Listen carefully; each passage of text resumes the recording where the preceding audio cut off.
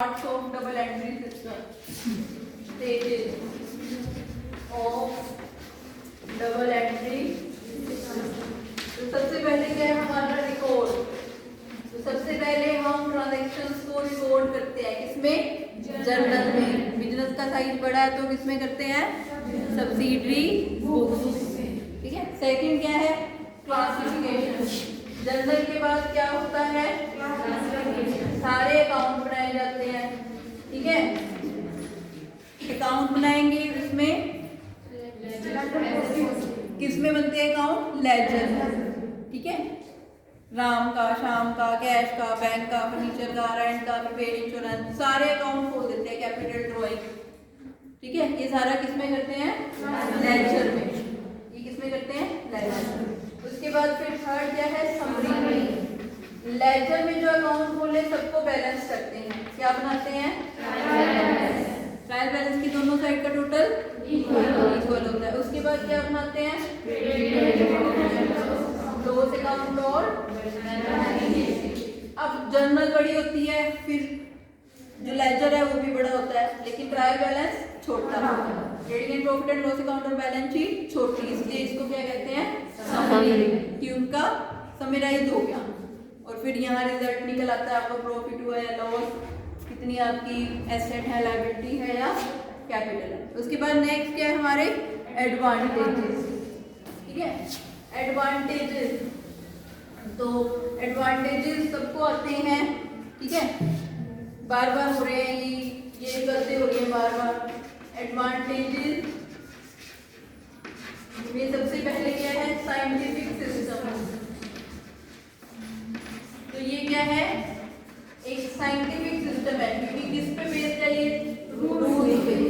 ठीक है। ऐसे नहीं कि आप अभी हमने पढ़ा है रूल है पर्सनल के, रियल के, नॉमिनल के, फिर जर्नल कैसे बनानी है, परफॉर्मा है, सारा कैसे चलता है इस पर रूल्स। इसलिए क्या है? ये एक साइंटिफिक सिस्टम। ठीक है। उसके बाद complete record of every transaction. Her transaction का कंप्लीट रिकॉर्ड है, क्योंकि हर ट्रांजैक्शन को हम दो बार रिकॉर्ड करते हैं, एक बार डेबिट करते हैं और एक बार क्रेडिट। ठीक है। पूरा रिकॉर्ड रखा जाता है। कोई भी ट्रांजैक्शन आप देख सकते हो, किसी भी ट्रांजैक्शन को अगर आप देखना चाहते हो तो आपको मिल जाएगा, क्योंकि आपने प्रॉपर क्या की हुई है? रिकॉर्डिंग की हुई है। ठीक है। तो इस तरह से पहले जर्नल में, फिर लेजर, फिर trial balance, trading and profit and loss account, balance sheet, proper record रखा जाता है। उसके बाद क्या है? Preparation of. फिर इसमें ट्रायल बैलेंस बनाते हैं। जो भी डेबिट बैलेंस है हमको एक साइड रखते हैं, क्रेडिट को एक साइड, टोटल मिल जाता है, तो हमारे अकाउंट क्या होते हैं? अर्थमेटिकली करेक्ट। ठीक है। उसके बाद नेक्स्ट क्या है? Knowledge of preparation of trading and. तो क्या बनाते हैं हम इसमें? ट्रायल बैलेंस के बाद trading and profit and loss. उससे क्या पता चलता है बिजनेस में कितना प्रॉफिट हुआ या लॉस। ठीक है। फिर क्या बनाते हैं? Balance sheet. बैलेंस शीट से क्या पता चलती है? Financial position.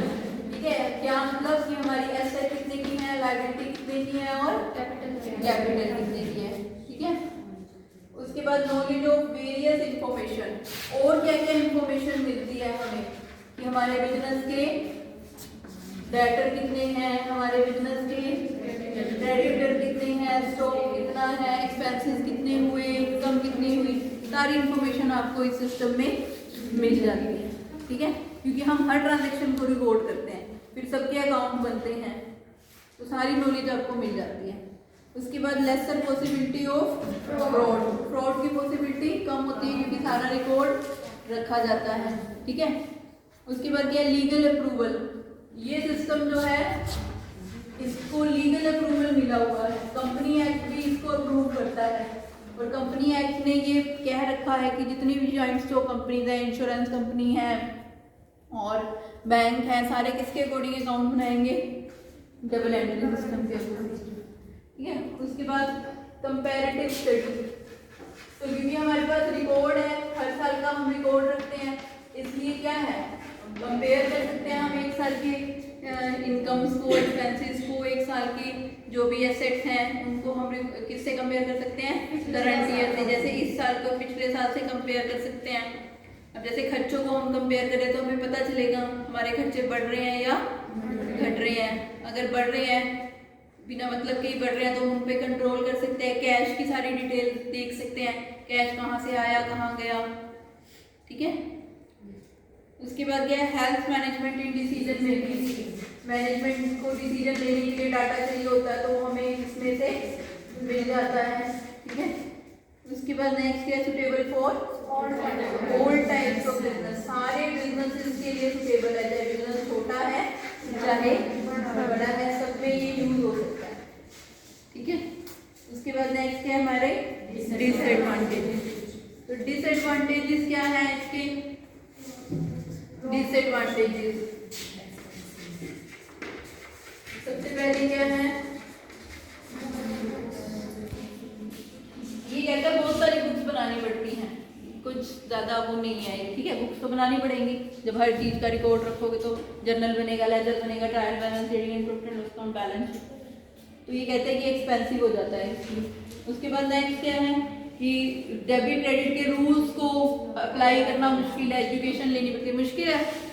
अभी आ गया एक लेक्चर में समझ, ठीक है। जर्नल बनाओगे, लेजर बनाओगे, सारा ही पता चल जाएगा कैसे बनता है, ठीक है। उसके बाद नेक्स्ट क्या है कि अर्थमेटिकल एक्यूरेसी ही पता चलती है ट्रायल बैलेंस बनाने से। अभी मैंने बोला था ना, अर्थमेटिकल एक्यूरेसी पता चलती है, कुछ एरर्स पता नहीं चलती। जैसे सबसे पहले एरर ऑफ ओमिशन। अब मैंने गुड्स सेल की, ठीक है, वो एंट्री नहीं की, अब क्या पता चलेगा गुड्स सेल की है या नहीं, ये पता तो नहीं चलेगा ना। ट्रायल बैलेंस से मिस्टेक तो पता चलेगी नहीं, क्योंकि इसका कोई इफेक्ट पड़ेगा ही नहीं। अब गुड सेल की उसकी कोई एंट्री नहीं हुई, तो ना डेबिट पे इफेक्ट पड़ा ना क्रेडिट, तो ये पता नहीं चलेगा। दूसरा एरर ऑफ कमीशन।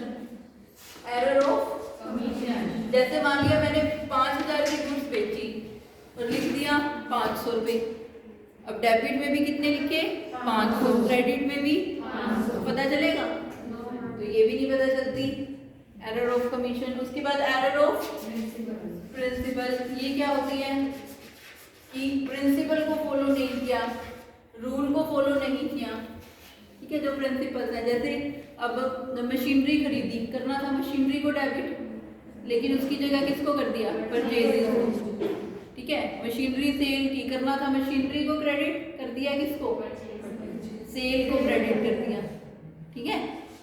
तो ये अगर मान लिया हमने मशीनरी खरीदी, मशीनरी डेबिट टू कैश 50,000 और लिख दिया परचेजिंग में, इससे डेबिट क्रेडिट पे क्या इफेक्ट पड़ेगा, है तो ये गलती। ये कहना चाहता है कि इससे डेबिट क्रेडिट पे पता नहीं फर्क नहीं पड़ेगा, ट्रायल बैलेंस तो फिर भी मैच करेगा। जब ट्रायल बैलेंस मैच कर रहे हैं तो कौन देखेगा भी कोई गलती है या नहीं, तो ये कह रहे हैं ये गलती भी पता नहीं चलती। एक है compensating error. Compensating error, compensating error क्या होती है, कंपनसेटिंग एरर होती है भाई एक एरर ने दूसरी एरर के प्रभाव को खत्म कर दिया। जैसे हमने जो है ए को 5,000 रुपये पे किए, ठीक है, बी को 500 रुपये पे किए। अब ए के अकाउंट में तो कितने लिख दिए 5,000, ए के अकाउंट में 5,000 लिख दिए, बी के अकाउंट में 500, ये लिखने थे, लेकिन क्या किया कि बी में तो कितने लिख दिए 5,000 और ए में कितने लिख दिए 500, ठीक है। तो इस तरह से ये एरर का इफेक्ट खत्म हो जाएगा, ठीक है। अब ये एरर रही ही नहीं, क्यों, क्योंकि डेबिट साइड में तो 5500 ही गए हैं ना, ए में 5,000 जाने थे, बी में 500, लेकिन क्या कर दिया, ए में 500 डाल दिया और बी में 5,000 डाल दिए, तो इफेक्ट क्या हो गया, खत्म हो गया, ठीक है। तो इस एरर का भी हमें ट्रायल बैलेंस बनाने से पता नहीं चलेगा, ठीक है। इस तरह से ये कहना चाहता है ये कुछ डिसएडवांटेजेस तो हैं,